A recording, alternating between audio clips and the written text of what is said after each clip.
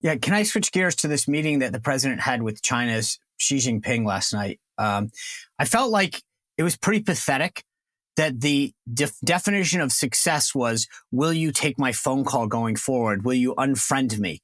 Or stop blocking me? I mean, that was their definition of success is, please just actually take our phone calls going forward, and how far we've fallen in the past 2.5, 3 years.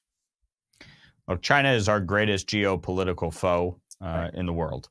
And they have entered into an unholy alliance with Iran and Russia and North Korea. And the actions that collectively they have taken have sought to undermine and destabilize the United States and our allies around the world. China is the biggest purchaser of Iranian petroleum. Iran is the biggest state sponsor of terror. They use the sale of Iranian petroleum to fund terrorist operations by Hamas, by Hezbollah. We need to crack down on this. And the administration needs to be resolute and clear-eyed in dealing with Xi Jinping and China. They are not our ally. They are not our friend. And what they are doing, from currency manipulation to intellectual property theft to the manufacturing of fentanyl precursors and shipping them to Mexico and the drug cartels, everything they are doing seeks to undermine the United States. Yeah. And this isn't about accepting a phone call.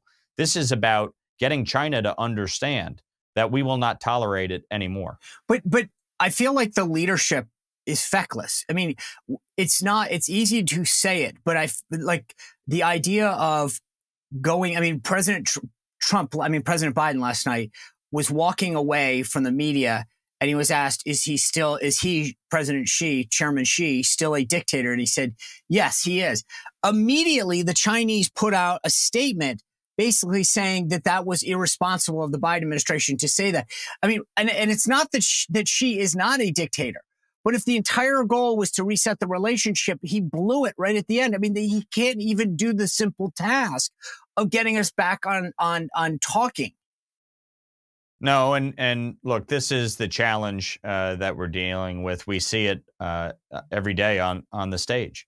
The president has had real challenges and difficulty in communicating to the public about issues like the war in Ukraine, even on the issue of Israel, where I think he's been pretty strong. He's made mistakes saying, calls for a ceasefire, and you have to be clear-eyed and resolute here in dealing with this unholy alliance of China, Russia, and Iran.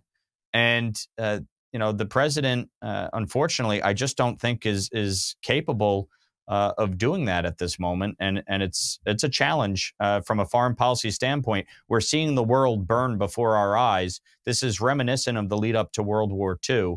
And we, as I said before, we need to be Winston Churchill in this moment, not Neville Chamberlain.